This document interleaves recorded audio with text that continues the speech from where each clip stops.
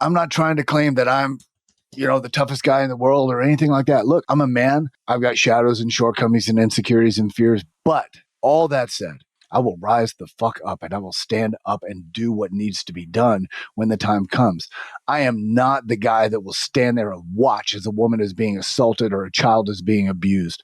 I am not the guy that will cower for fear of consequence when my family is under attack. And the saying is that it's not that the warrior doesn't feel fear. The warrior feels fear and does it anyway.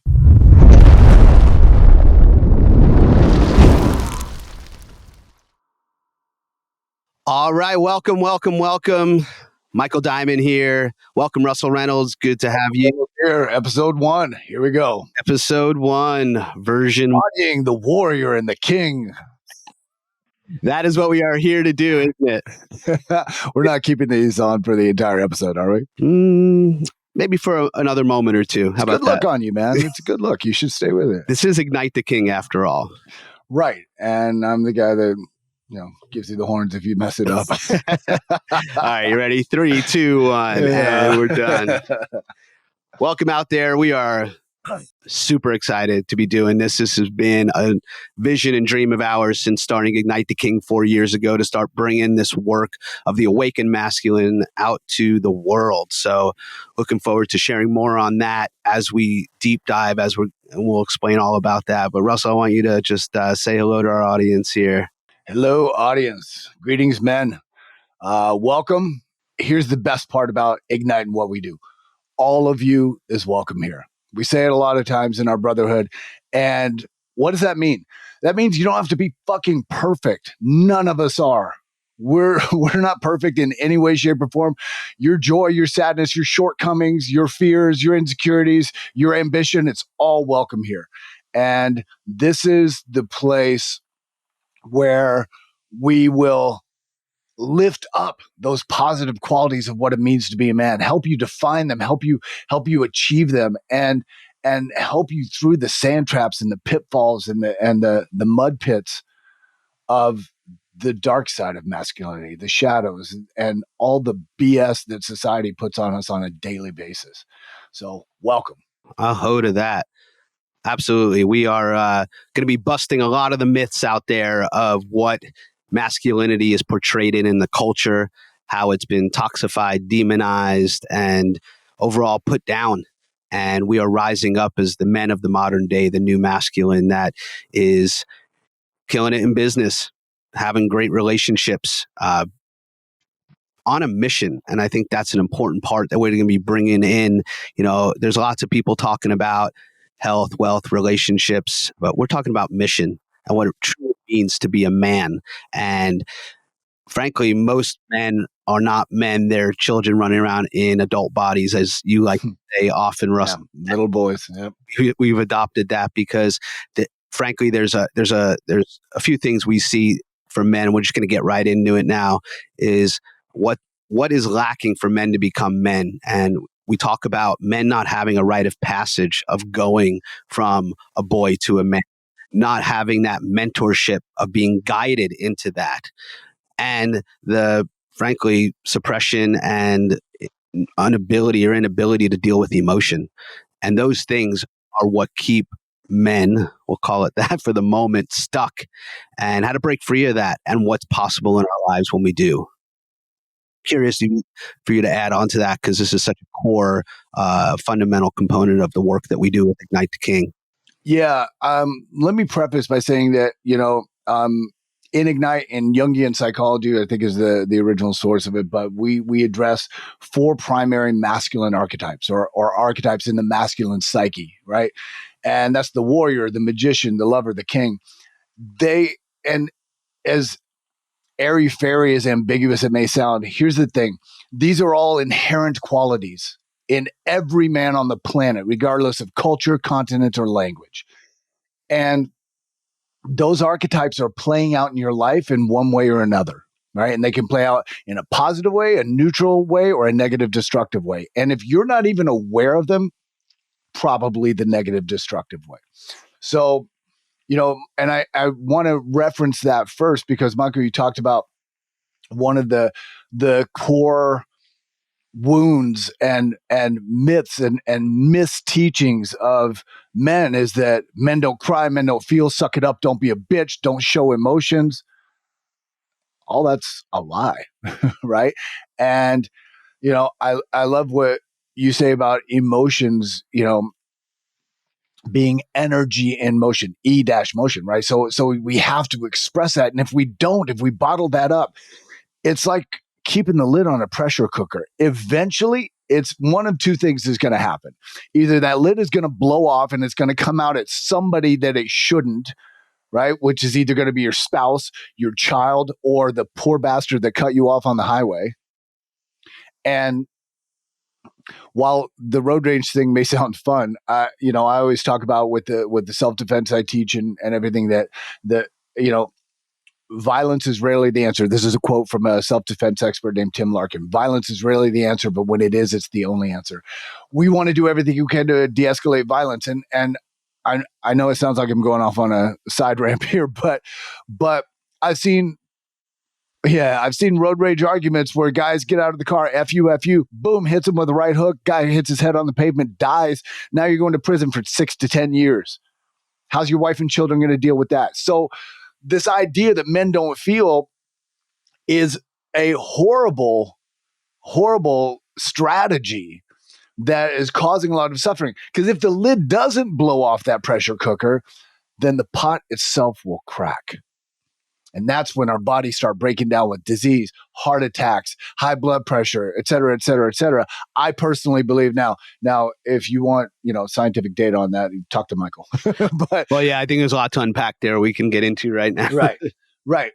But just on that idea that you're not allowed to feel anything, it's not true. Now, there's two sides to that pendulum swing. We also don't want to become a simpy little, soy boy beta male either, where all you do is feel and emote and you don't understand the strength of what it means to be a man. There's a sacred third between those two. So that's what we're aiming for. Some language in there we probably need to explain. I just want to back up for a moment. Thank you for sharing all that. All of what we're talking about is so that a man can experience in his natural state what it is to be a man, to be able to deal with life in a way where they're able to integrate. And when we talk about archetypes, it is about integration of those archetypes. So just to talk to a few things that you said, you started with archetypes, which is a core foundational piece of the work we do with IgKnight the King. And, here's the deal when we get to just down to literally the DNA, 90% of your hardwiring of who you are is by the time you're 7 years old. That's just fact. And by hardwiring, you mean like the programming that we get in our brains, right? And here's the thing. As an adult, 90% of your experience is happening through the subconscious mind. Very little of our daily life is lived through the conscious, focused attention, which is our ego. That's our personality. That's where we actually can direct and focus our energy and attention. But 90% of how we decide things and how we just move throughout our day, it's kind of scary to think. The best example I give is, you ever drive home and pull in your driveway and forgot how you got there? You're just like, oh, here I am, because you've hardwired that, how to do that you don't need to pay attention to it as much. It's actually a beautiful evolutionary adaptation we have, right? Where we don't have to pay attention to everything, but a lot gets lost in translation there. And again, what was the conditioning that subconscious is running on? And just think back to your own life of 0 to 7 and the potential traumas and challenges that you've had as a child. And that's what we're undoing, because last thing I'll share, because I feel you want to jump in on this, is that what we look at IgKnight is there's the external behaviors of how this shows up in your life.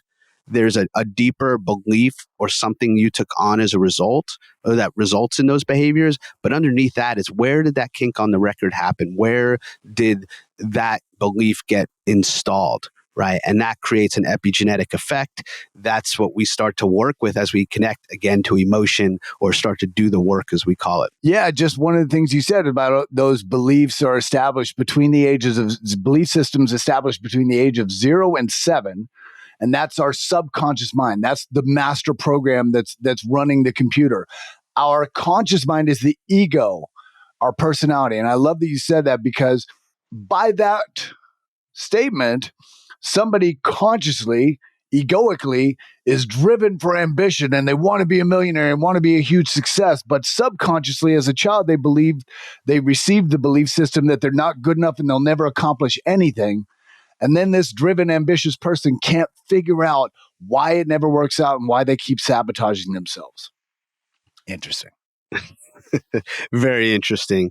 Again, like look in relationship. If you're constantly in different relationships but have the same problems in those relationships, then time to start looking in the mirror, because you're attracting. The only constant in the equation is you. Yeah, and that's a big part of work, and I think it's important to state here, because men, and we're speaking directly to you out there, like. There's an important thing you need to learn, and you're probably listening to this, not watching the video, but I'm going to do it. It's a motion where we use our hand to look back at ourselves as a mirror. And fortunately, in our community, in our group, we have many men that are the mirrors for other men. And purpose of us having this podcast is to be a mirror for you. So we're going to hit on some things. We're going to probably trigger you, because your defenses are going to be up, because no one really likes getting called out on their stuff. And frankly, as men collectively, we got to own some shit, because things aren't so good out there right now for men. And we need to reclaim the mantle of masculinity. Use that word often, Russell, the mantle, and really being up on that mantle, because this is our natural state. So if we say something that, first of all, we say anything you disagree with, cool, disagree. We're not here to create an echo chamber. What we are here to do is to call forward the things that, from the, hundreds of men we've worked with in our group, to the, 80,000 network entrainment sessions I've done, the countless people you've trained in martial arts and self-defense and personal training. I mean, between Russell and I, probably over 50 years of personal growth collectively, personal transformation, working with Tony Robbins, all the different people, taking care of Tony Robbins, not to name drop, but, Russell lives in LA, celebrity clients. I mean, we've run the gamut of men, frankly, and seeing the patterns, and these are patterns. And there's a beautiful thing in that when we recognize it is a pattern, it is a subconscious thing, it's an archetypal thing, then although we have to take responsibility, we don't have to take it personally. And I think that's an important distinction to make. If I could just chime in on that, while everything Michael just said is true, we have had the experience, done the studies, done the work to know what we're talking about on these subjects. I want to be really clear for myself personally that I am still a work in progress. This men's work that we're doing, for me, this is not my holier than thou. This is my redemption because I have fucked up so many times, so bad, and I don't want to continue to stay in that cycle. I don't think you do either, whoever is listening to this, right? It's all plants naturally lean towards the sun. So I think as humans, as men, we naturally lean towards growth, towards evolution, towards self-improvement, right? And that's what this is, while I've been lost on the path more than once, finding our way through this work has been a salvation, has been an emancipation. And that's what this is about, is, us sharing what we've learned to help you get out of the areas where you're stuck in your life, where you're suffering in your life. It's not that it's like, oh, neither one of us are gurus in any way, shape, or form. Like, we're men doing the work too. And men on the here's weekend, what we right? figured out. Yeah, here's what we figured out. Here's what we found to be true. Here's what resonates in our souls. And we offer it to you. If like Michael said, if you disagree, great, disagree. Keep doing what you're doing. If that's working out for you, good luck. But for most of us, it wasn't. Right. Russell, you shared a little bit about, where you're coming from. And I think it'd be a good time, especially in this first episode, to talk to the men out there and give them our personal story, because we just said we're doing the work too. We're men on the weekend. We figured some things out. We're a few chapters ahead in certain respects. And we're here to share that value and that message if it's helpful. We know it's helpful. So maybe you can share a little bit about your story and how you came into this, because you're not the man in front of me right now is not the man from, man, even 10 years ago, 20 years ago. You have a story like all of us, and I'd love to hear that. I immediately have the temptation to begin with Steve Martin in The Jerk and say that I was born a poor black child, but I'll let that go. It's a movie reference if anybody doesn't know, which also tells you how old I am. Right. I think that was the key piece of that share. Yeah. Thanks a lot. Yeah. It's funny. People look at me, and by the way, Michael could tell you I just toned down my look recently. I until recently had the whole Viking look going. I had shaved on the sides, kind of a long mohawk, longer beard, and this helmet perfectly appropriate. And people think that that's who I always was. I'm like, no, I created this version of Russell. My parents divorced when I was 3 years old. My dad left. And hold on one second. By the way, because there's probably you that most of you are going to be listening to this. Russell is a fucking specimen of a man and takes care of himself. 55 years old and jacked, and he's laughing because it's hard for him to receive this compliment, but absolutely a marker for all of us to be at that age. He's 10 years my senior, by the way. And now they know how old you are. I was going to play it off that I was 35 and grade early, but way to go. That would go against the tenet of integrity being one of the qualities of right. So I'm not going to lie about my age. My dad left when I was 3 years old, and he talks about those belief systems between the ages of 0 to 7. It immediately instilled in me the belief that something was wrong with me, because if I was good enough, why did he go? In truth, it had nothing to do with me, but a 3-year-old mind can't understand that. So then I became a boy raised by women, my mom and my sister, right? I had one sister a little bit younger than me. And that was the only influence I had. Growing up, I joke that I was scrawny. I didn't play sports. I didn't have good grades. I bought my clothes at Nerds R Us, got beat up for a hobby, and couldn't get a date if I paid for it. And I was the mama's boy, the city boy, the wuss. That's why I created this version of Russell. That's why I got into working out. That's why I got into martial arts, because I realized early on that if I didn't like anything about myself or my life, the only person that could do anything about it was me. Yeah, pain pushes till vision pulls, right? Amen. Yeah. So that's what I did. And I didn't have any positive masculine role models in my life.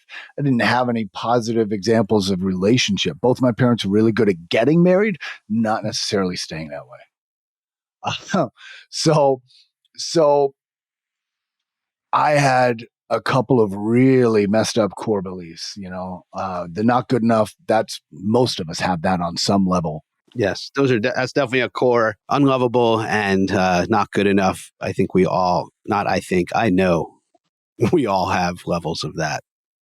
Absolutely. And, other beliefs, like I uncovered this core belief once that I was, or eventually would be, a disappointment to anybody who loved me. How do you think that worked out for creating long-term relationships? Not so good, and I still battle those shadows. This is the thing about these shadows, these core beliefs. They're not going away, right? Yeah, it's not like it's like, oh, I can just cut that cord and dissect it and it's gone. No, it's probably always going to be there. But can you learn to take the gifts from it? Can you learn to make it an ally? Can you learn to keep it on the tip of your sword? Right? We talk about that. The Japanese samurais would take their fears and put them on the tips of their swords, metaphorically speaking, because that which they feared the most, if they kept it in front of them, they could see it and they could use it as fuel. If it was behind them, it had them by the back of the fucking neck. And then it's controlling your thoughts, your words, your actions. Yeah. Can you maybe elaborate that in relation to, and I'll add my piece on it, but to shadow work, because that's a core piece of the men's work that we do, that we're going to be helping men out there to have a deeper relationship with, because you said a few things in there. That is exactly how we reference shadow work. Yeah, we all have these shadows, and our shadows are not evil. They're not demons to be exorcised. Our shadows are the wounded parts of us that are crying out for the healing that they need. And what I mean by that is these are the parts of us that we hide, repress, or deny, typically speaking. And as long as we're hiding them, repressing them, or denying them, they're going to keep their position behind the wheel of the car of our life.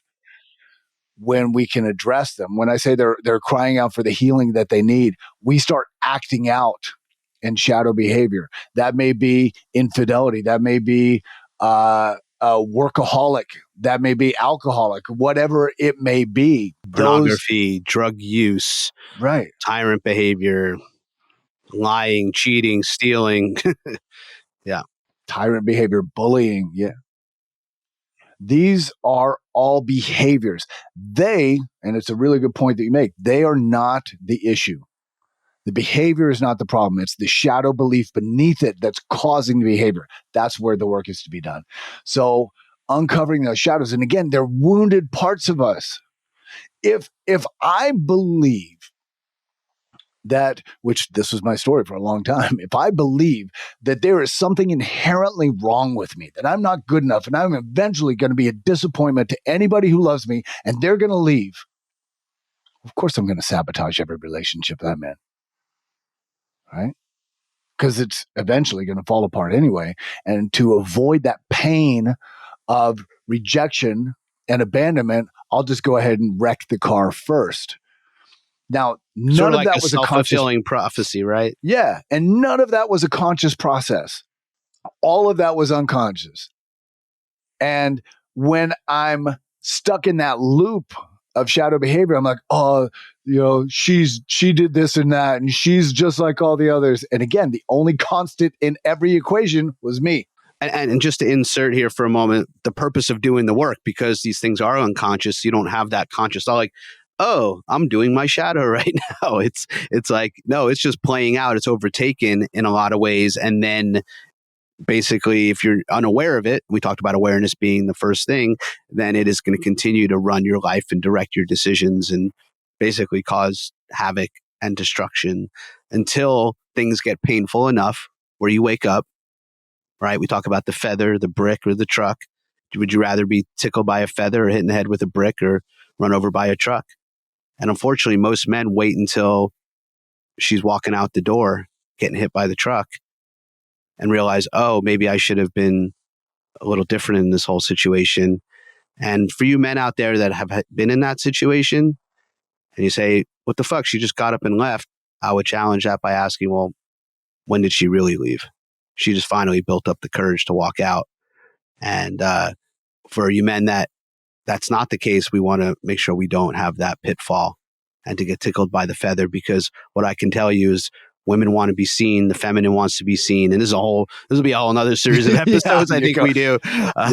You're going on. But I'll bring it back to say it's keeping that on the tip of your sword, keeping, as you say, the shadow in front of you, being aware of it. A shadow is tricky. It's elusive. It's cunning. You like to say it'll rope-a-dope you. It'll wait. It's patient. You think you're doing well and you're got things handled, and then life gets stressful. You get overwhelmed. That's usually when your resistance goes down, whether it's your health or whether it's your ability to have discipline in your life. And then, oh, how convenient, this little thing starts showing up like, hey, how about come over here? And again, most of that is subconscious, and because you also have this deep need to be acknowledged, to be seen, just like humans do. And it can be enticing. So this is really where we're going to get into a lot of the work, and what we're teaching men out there is, hey, our job is to say we've fallen for all of those things. Here's what you need to be paying attention to. Yeah. And just wrapping up my self-description as you were yes, asking. I'm next, don't worry. Yeah. again, I remain a work in progress. And while people sometimes, and for me, it's funny because I don't see myself that at all. People look at me and think that I'm this super badass, blah, blah, blah. To some extent, maybe, but I heard somebody say something that really resonated with me, and that is, you are most powerfully positioned to serve the person who you once were. And I went, wow. Look, with the system of self-defense that I teach, Fred Mastro is the founder of Mastro Defense System. Fred is a stone cold killer. Fred is a very, very dangerous man. And I work with a lot of guys that are ex-special forces and military, that guys that did underground cage fighting before the UFC even existed, like the real, like no rules. These guys are beasts, and I've never been that guy. Look, I'm not ex-military. I'm not a cage fighter. I was actually going to go into MMA when I was younger, and then I realized that pain hurts, and they lock the cage from the outside. So my escape strategy was ruined. Well, the fact that you even considered it will give you some credit there. I'm not trying to claim that I'm, the toughest guy in the world or anything like that. Look, I'm a man. I've got shadows and shortcomings and insecurities and fears, but all that said, I will rise the fuck up and I will stand up and do what needs to be done when the time comes. I am not the guy that will stand there and watch as a woman is being assaulted or a child is being abused. I am not the guy that will cower for fear of consequence when my family is under attack or even my country or my values or my sovereignty. So this is part of what it means to be a man. And, the saying is that it's not that the warrior doesn't feel fear. The warrior feels fear and does it anyway. Right. So this is who I am. And this is a work in progress. And my goal is to empower people to be their own protectors. My goal is to empower people with that warrior energy. And to me, being a warrior is a spiritual path, the warrior of the heart, right? Because if the heart isn't guiding our actions, what are we doing? What are we fighting for? So long story short, that's me in a nutshell. There's obviously more than we can describe on a quick call. We'll have many episodes to get into that. Yeah. Absolutely. Well, tell me about you, Michael Diamond. Who, me? So glad you asked. But one thing I want to say before I get into all that is, because I think it's really important to, especially on this first episode, to lay it down, because it's one of the things we said, like, what the hell does it mean to be a man, especially in the modern day? And there's 3 P's that we always talk about. It's to be the provider, it's to be the protector, and it's to be the procreator. At our core DNA level, that's what we are as men. That is our innate desire. And that's what we always come back to. Providership, whatever that looks like for you in your life. Protector, whatever that looks like for you in your life. As Russell said, he's not the guy that's going to stand by when the innocent are being harmed. That's not in his DNA. And he has mastered that part. And as men, especially in the modern day, this is a huge one. Do women feel safe when you're around? Or are you the perpetrator, to come up with another P of that energy? Are you one of those men that is making women feel unsafe? Probably not listening to this podcast, but if you are, this is a real gut check. And we also do that energy in subtle ways in our relationships, that perpetrator energy. And this is some of the shadow magician work we'll talk about at some point, because again, a lot of these things are unconscious. Where did we learn them from? Where did our fathers learn them from? Where did his father learn it from? What are you continuing forward as a man? So I want to just bring that in, because this is again, we're laying down the core tenets of what a man is and what the work is. And I know you do as well. Hold that very sacred. Yeah. Yeah. And we are all the wounded children of wounded children. Right? Our parents didn't have the playbook, didn't have the manual, the instruction manual, and they had their own shortcomings, their own shadows, their own wounds, their own false beliefs that they passed on to us. Right? This is why in our work we say it ran in my family until it ran into me. You get to be the chain breaker if you do the work. And that requires courage and vulnerability. But who are you? Who am I? Wow. That's a good question. In this moment, I hear your story, Russell, and it's definitely a story we've heard a lot with men.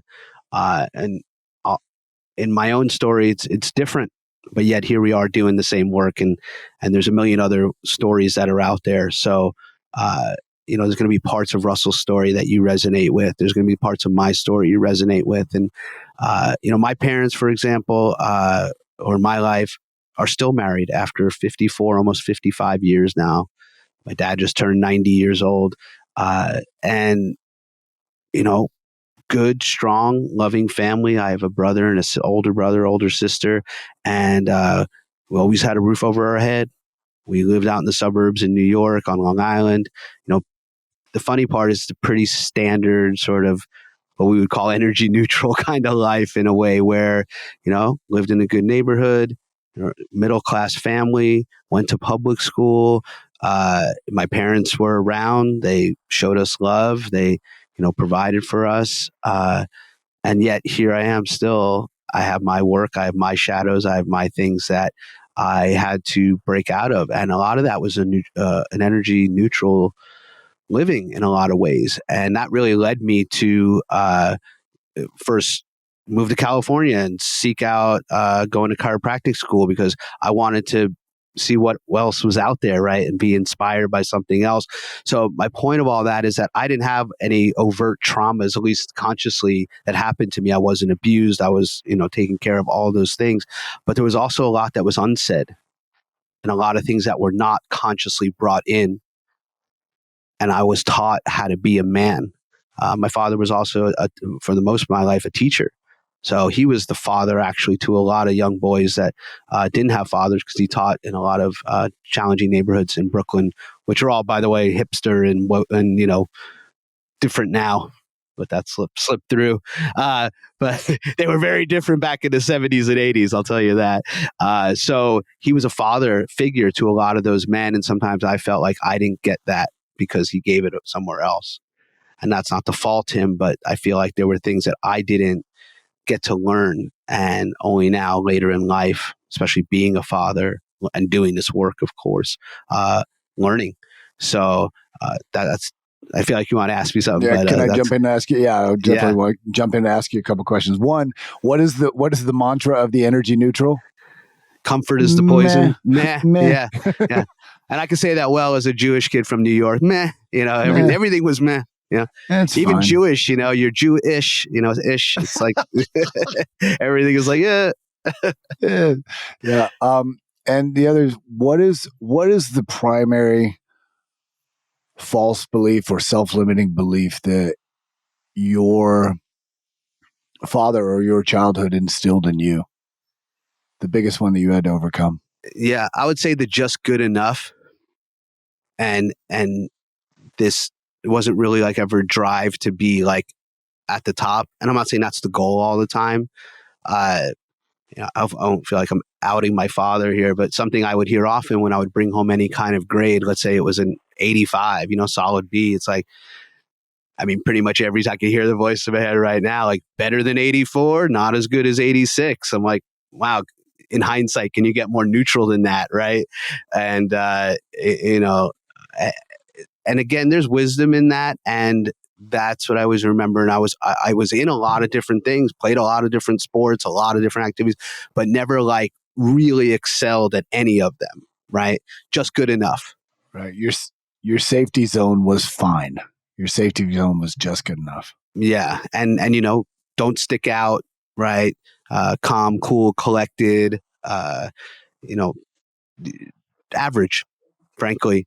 And, what I've learned in doing the work and how we teach it to men, that average is actually the worst place to be. That's why so many people are there, because you're average.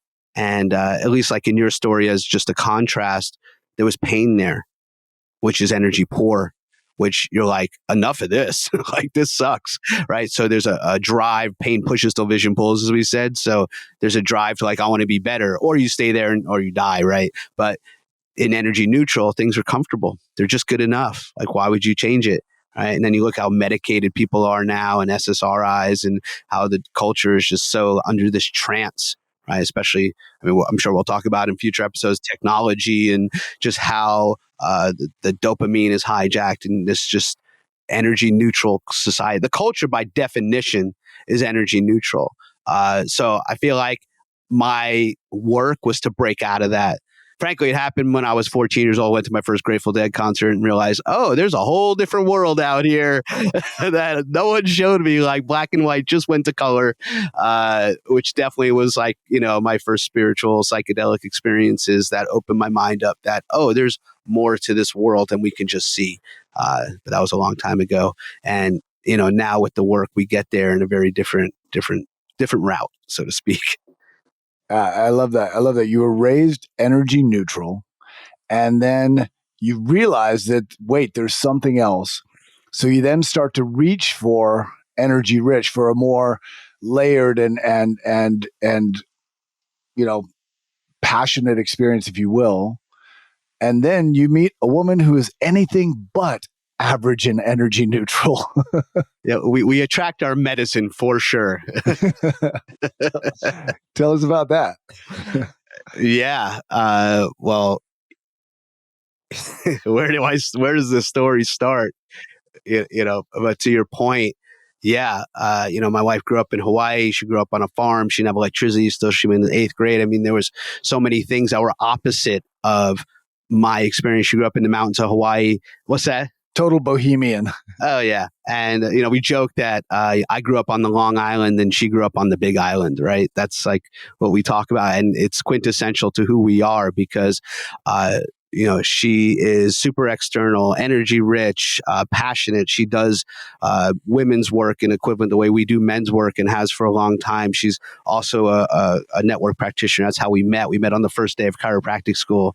And I just knew that was the woman I was going to be with. And this is where, man, I will tell you, persistence pays off because I knew that's what I wanted and I stuck with it. And here we are, over 20 years together, 10 years married, almost 11 now. We have an 8-year-old, almost 9-year-old son who's thriving. We're in a beautiful relationship and we do the work. And that's why, she challenges me. She, as we talk about, the crucible and the sanctuary, and she's definitely both of those things in my life. I'm sure we'll have her as a guest at some point on the podcast and bring some of that energy in. But thank you for asking that. Yes, we attract that in our life. Absolutely, I have.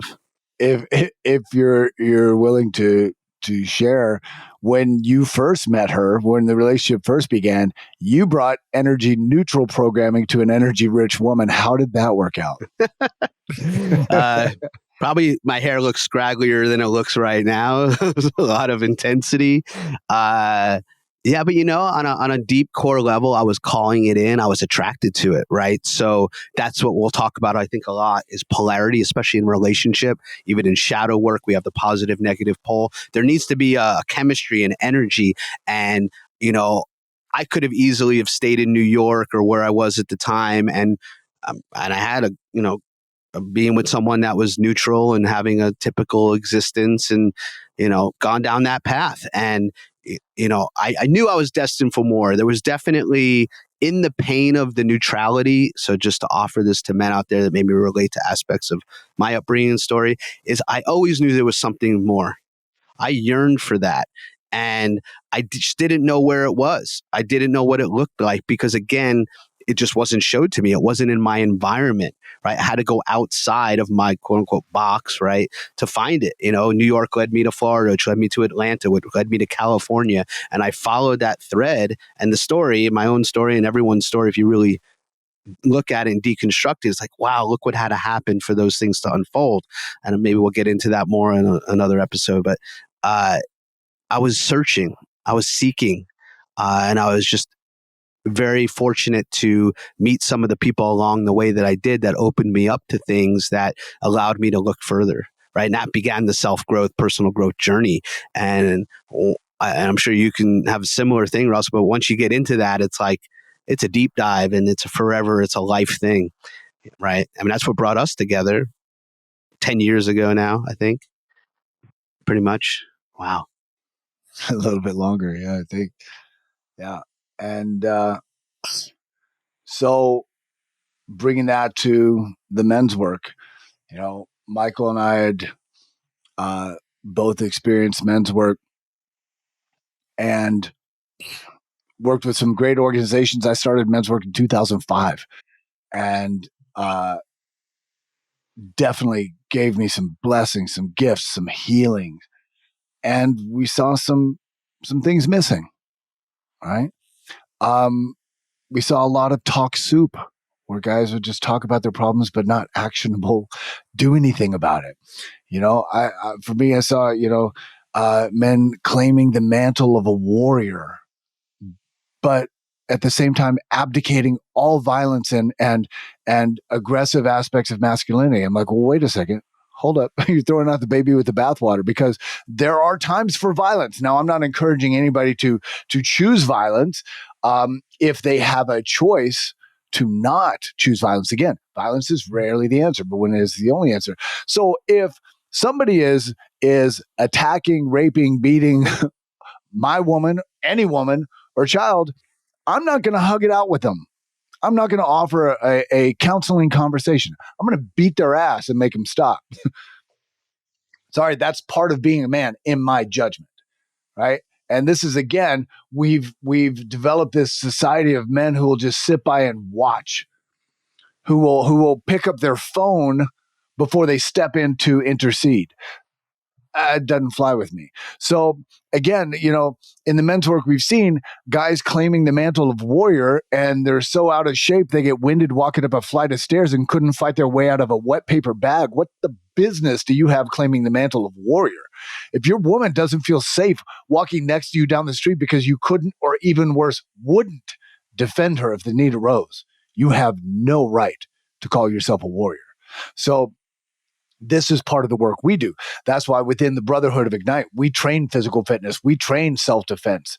We train men to be men in every aspect. And that's the soft, emotional, vulnerable, open side. And that's the time to be a warrior and get shit done side as well. Kind of like a yin and a yang, right? Yeah, kind of like us. Right.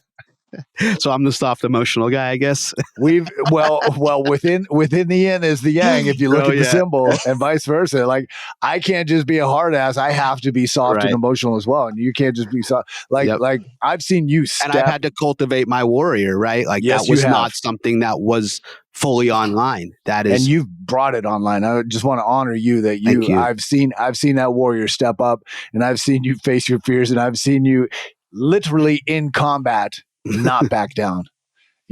And despite the opposition, despite the fears, I've seen you rise to the challenge. So kudos to you, brother. Thank you. And just to tie into kind of where we come from in this world, because as we start to wrap up this episode, it's important just to establish that history. You shared about being in men's works in 2005. My men's work journey started in 2016. I'd been a practitioner and done all sorts of personal growth and healing since probably 2000. But it was a phone call I got that a mutual friend of ours, that's the interesting part of the story, invited me to a men's weekend. I didn't know that's what I was signing up for. I just got asked to go to a conference, and it turned out to be a men's weekend and my first. And funnily enough, you were the one that recommended that man go to that weekend, and he wanted to go with someone, so called me, and we found that out much later. But yeah, and that man didn't stick with that work, and I did, and I got into it like a fish out of water. Totally. Well, it changed my life. At that point, I had a 1-year-old son. I had 2 businesses I was managing. I had a relationship that with a new child is really challenging. I was traveling between the Bay Area and Los Angeles almost weekly, and I was burning out physically, emotionally, and so many things. And it was the first time, first of all, being with men only. I'd never experienced that before, and that was life-changing and why we have such a tight container with our group. But what it showed me was the depth that really needs to be gone to. And I'd never been taken to that place before, with all the personal growth and all the jumping up and down and chanting and even all the energetic and spinal work and beautiful and all a part of my journey. I'd never gotten that raw and real about what it means to be a man. I mean, literally soul and physically naked to, nothing to hide behind anymore. And that was the beginning of that. Yeah. Yeah. So, So Russell, as we go fast ahead. forward 4 years, Yeah, here we are with right. Ignite Well, the that was King. 8 years ago, but 4 years of Ignite, right? Yeah. So I always want to make sure, or we want to establish when we end these episodes, to give you men some actionables, some things from what we talked about to help put into practice, because we need to always be doing the work, quote unquote. So, Russell, maybe you could give your 1 to 3, and I'll elaborate, or give some for men to take away. Men, here's your actionables. Here's the first thing. Get honest with yourself. What's not working in your life? Stop look, fire representative. Stop the facade. Get raw and real with yourself. You don't have to do it with anybody else. What's not fucking working? Whether it's your finances, your relationship, your health, your personal physical health, your emotional state. What's not working? Where do you feel like something's not lined up? Something's broken, something's disconnected, sabotaged, limited, whatever it may be. And those 4 archetypes, lover, warrior, magician, king, don't try to figure out what we mean by them. Right now, what does that mean to you? What does it mean to be a warrior? In your own definition, just whatever. And I would encourage you, write it down. Don't just do this mentally, because you'll forget it 10 minutes later. Let's be honest. We get so many distractions. How to hardwire things into the nervous system. I think it's important to everything that we talk about as actionables, whatever it is, has to be hardwired into the nervous system. Yeah. So writing it down is a good way to do that, because otherwise, again, so many distractions, from social media to television to, just whatever's happening in the world. And I know we're dating ourselves. Pen and paper would probably be the best way to do that. Yes. Actual physical. Take your hand, put a pen in it, write it down. So what's not working in your life? What does it mean to you to be a warrior, or whatever definition that is? And then ask yourself, am I showing up in that way? What does it mean to yourself to be a lover? And most guys, this is one of our biggest wounds. It's like all they know about being a lover is tagging and bagging. It's like, no, it's not about sex, right? Can you walk through the world with an open heart? Right? I don't want to give you too much, because I want your definition. What does it mean to be a lover? And how is that working in your life? Whether it's your relationship, whether it's keeping your heart open with your children, whatever it may be. Magician, what does it mean to you? And it's not some guy pulling rabbits out of a hat, right? It's working with different energies. It's a consciousness, right? Being able to perceive the unseen, whatever that is. We're not talking about literal magic. We're not talking about witchcraft. We're not talking about any shit like that. It's just, think of it as an archetype, as a framework. What does that mean for you? And what does it mean to be a king? Do you feel like a king in your life right now? And I'm going to guess the answer for most men is no. And if you don't, that's what this is about. Our group is called Ignite the King. We little play on words, the way we spelled it, right? The knight in shining armor, ignite, but lighting that king up, bringing that energy into your life, into its full fruition. That's what this is about. But the first step is figuring out where you're at right now, right? If I'm going to call a taxi or an Uber to come pick me up, and they ask, what the pickup spot is, and I say Los Angeles, pretty vague. Can you narrow that down for me, right? If I know exactly where I'm at, I know how to get to where I want to go. Make sense? Yeah. So those would be my actionables, is what's not working in your life, and what does it mean to you, those 4 archetypes, and how do you feel like you're showing up in that energy? I would file all of that under one word of awareness as a beginning. Right, we talk about in our work awareness, acknowledgement, and action, AAA. And this is all under the category of awareness. If you're not aware of the problem, you can't take care of it.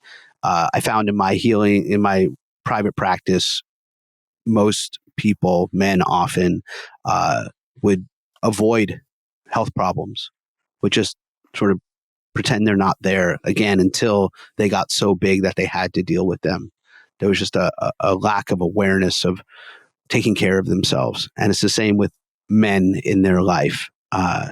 This is one of the biggest challenges men need to overcome, because women are much better at taking care of themselves. they just are. So for us men, have some awareness, have some accountability, some ownership, take stock, as Russell is describing, in your life. That's the place to start. So with that, we are going to wrap it up here. Beautiful first episode. Thank you, brother. I'm looking forward to this journey together, and there's just so much to share. But I think that's a good place for today. And men, if you're still on with us, you're listening, just know that in these episodes coming up, we're going to give you the tools that you need to transform your life. That's what this is all about. It's not just us talking about each other or ourselves. We want to give you the tools that you need to transform your life. So if everything in your life is working great and you have nothing to fix or heal, fantastic, good for you. But you probably wouldn't be listening if that was the case. So tune into the next episode and let's take this journey together.